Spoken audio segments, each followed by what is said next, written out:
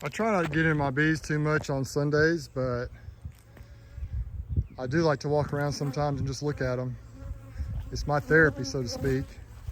And this is the best time of the year for beekeepers here in Southeast Alabama. Let me show you what I mean.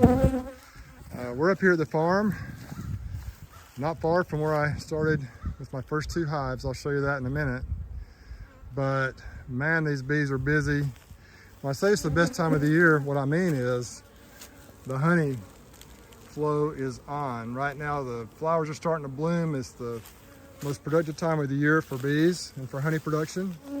And they are certainly happy. You can see them flying around. Except for one of them's not happy. She just stung me right there on the arm. Check it out. These right here are some nukes I just made with splits with some new queens from Ashby Miller up in North Carolina. I'm trying them out. Pretty excited about it. I've been talking to him for a while. I think he's doing a good thing up there with some really good stock. We'll see how they do. Look at all those bees, man. And it's getting on later in the afternoon. The shadows are getting long, and they're probably starting to wind it down a little bit for the day. Here's another split I made. So these splits some of them don't have a lot of bees in them. They're just kind of getting started. I did check on one of the queens a while ago, and she has not been released yet. It's just been 2 days. This is an Endura hive from Nature's Image Farm, a propola hive. I'm giving that a try. It's a beautiful beehive. Here's another split right here. And here's the horizontal hive from horizontalbees.com. Bees are busy, check them out. Of course, we got these 3 over here.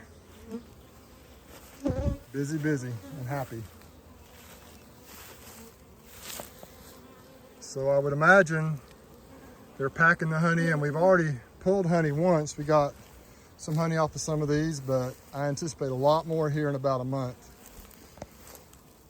Now my original couple of hives I bought were right around this area right here, right about where the horizontal hive is, give or take a few feet either way. So this is where it all started, is right here. Then of course we got another production colony over here.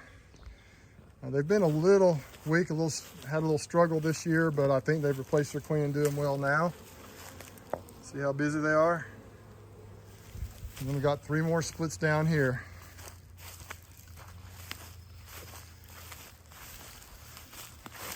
I got here this afternoon just driving by, and I noticed that the jar on this one, the feeder, have been knocked off and fallen off and broken over there. So I just put the lid in there to seal them up. I think there's plenty of food coming. If you see those other ones, they're not hardly even touching it. There's plenty of bees in those splits, and that's just probably because there's a really nice flow going right now. But it's always a good idea to feed them, I think, when you make splits, because it gives them a head start. Hope it'll help with queen acceptance. Maybe, maybe not, I don't know, but I thought it was a good idea. So I just thought I'd show you what my therapy is. Most of the time my therapy involves bees in one way or another. And sometimes it's just kind of cool to just walk around, look at the hives without having to get in them, and just see how they're doing. I know most beekeepers understand that.